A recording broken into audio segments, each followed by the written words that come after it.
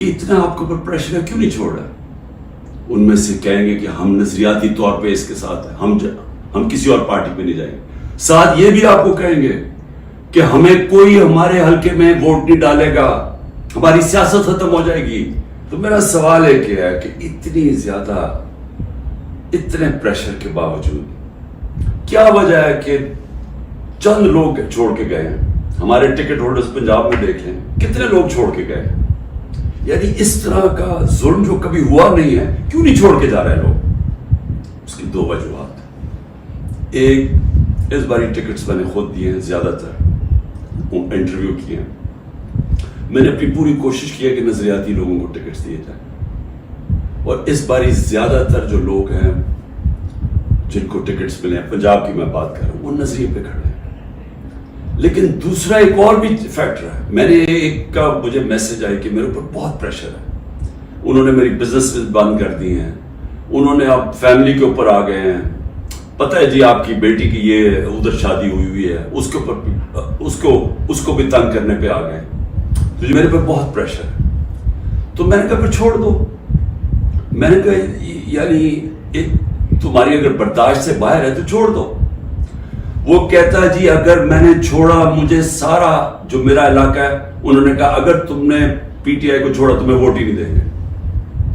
سو یہ اب سمجھنے والی بات ہے کہ لوگوں کو یہ احساس ہو گیا ہے کہ اس وقت جس نے چھوڑا اس کی پالیٹکس ختم، اور جو چھوڑ کے گئے ہیں ان میں سے کئی لوگوں کو تو ہم نے ٹکٹ ہی نہیں دیے تھے، تو ان کو تو ویسے ہی یعنی چھوڑنا ہو تو ڈرامے کیے ہیں، اور کئی جو چھوڑے ہیں ان کو ہم نے ٹکٹس ہی نہیں دینے تھے. لیکن جو اس کو ٹکٹس مل چکے ہیں، سوال یہ ہے کہ یہ کیوں نہیں چھوڑ رہا ہے. میں آپ کو یقین دلاتا ہوں کہ کبھی پھر سے میں ریپیٹ کرتا ہوں، اس ملک کی تاریخ کا کبھی ایسا پریشر نہیں پڑا. ہو کیا رہا ہے؟ تحریک انصاف کو توڑنے کے لیے پاکستان کے ادارے ختم، ہمارے سارے اداروں کو سسٹمیٹکلی تباہ کیا جا رہا ہے، ہماری جوڈیشری کے اوپر اتنا پریشر ڈال دیا ہے، اور یہ سارا دھمکیاں دے کے، ڈرا کے، دھمکا کے، جب ہمارے پاس فائلیں آپ کی ان کو ڈرا دیا ہے. ادارے جس طرح میں نے کہا پولیس، وہ ویسے اس کا ون پوائنٹ ایجنڈا پکڑ کے تحریک انصاف کے لوگوں کو جو بھی ہو جدھر بھی ملے پکڑ کے اندر ڈال دو. اور اس کے علاوہ جن اداروں نے اس ملک میں کرائم روکنی ہے ان کا کام لگا دیا، جس طرح ایف آئی اے، نیب ہے، ان کا کام لگا دیا کہ صرف پارٹی کو ختم کرو. تو میں اب سمجھنا چاہتا ہوں کہ جا کے رہے ہیں آپ. یعنی چلیں، میں نے جس طرح کہا کہ میں بات چیت کرنے کے لیے تیار ہوں، مجھے سمجھائیں تو صحیح کہ آپ کہہ رہے ہیں کہ عمران خان کو ہم نے کاٹا ڈال دیا ہے، تو اس کے بعد جانا کدھر ہے ہم نے؟ یعنی کوئی روڈ میپ تو ہوگا نا.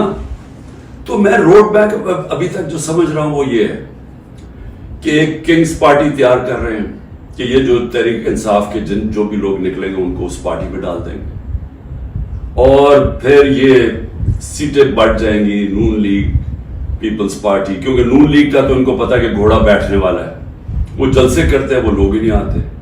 پبلک کی ان کو سمجھ آ گئی ہے کہ پبلک نون لیگ، کیونکہ نون لیگ جڑی ہوئی ہے یہ سارے ظلم کے ساتھ، وہ ان کو نقصان، ایک تو اس کا نقصان ہو رہا ہے، دوسرا معاشی طور پہ بیٹھ کے ملک جو روپیہ ہے، جو جس طرح ہر روز روپیہ گر رہا ہے تو ملک تباہی کی طرف جا رہا ہے. جو مہنگائی بڑھتی جا رہی ہے، تو مہنگائی تو ہر اب انسان کو گھر میں افیکٹ کر رہی ہے، مڈل کلاس کو، ہر تنخواہ دار کو افیکٹ کر رہی ہے مہنگائی.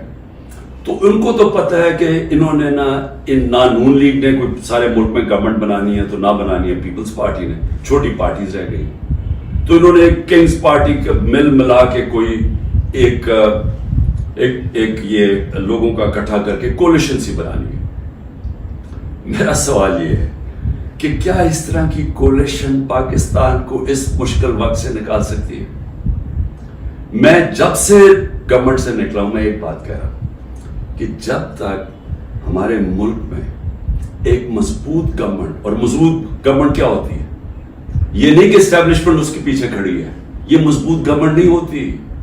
مضبوط گورنمنٹ وہ ہوتی ہے جس کے پیچھے عوام کھڑی ہوتی ہے، جو عوام جس کے اوپر اعتماد کرتی ہے. یہ لوگوں کو اکٹھا کر کے اور اسٹیبلشمنٹ پیچھے کھڑی ہو جائے، اور کسی کا خیال ہے کہ جو آج پاکستان کو مسئلے مسائل آ گئے ہم اس میں سے نکل جائیں گے، کوئی اس خوش فہمی میں نہ رہے، کیونکہ یہ صرف ایک پبلک مینڈیٹ سے جو گورنمنٹ آئے گی وہ بڑے فیصلے کرے گی، وہ اس ملک میں اصلاحات کرے گی، وہ اس ملک میں قانون کی حکمرانی قائم کرے گی، اس کے بغیر پاکستان سروائیو ہی نہیں کرتا۔ یہ میرے سے سن لیں، یہ ملک بچے گا ہی نہیں اگر ہم نے اس ملک میں رول آف لا، قانون کی حکمرانی نہ قائم کی۔ یہ جو جنگل کا قانون ہے یہ ملک کو تباہ کر رہا ہے۔ کوئی اس وقت لوگوں کی امید ختم ہو گئی ہے پاکستان سے، لوگ چھوڑ کے جا رہے ہیں۔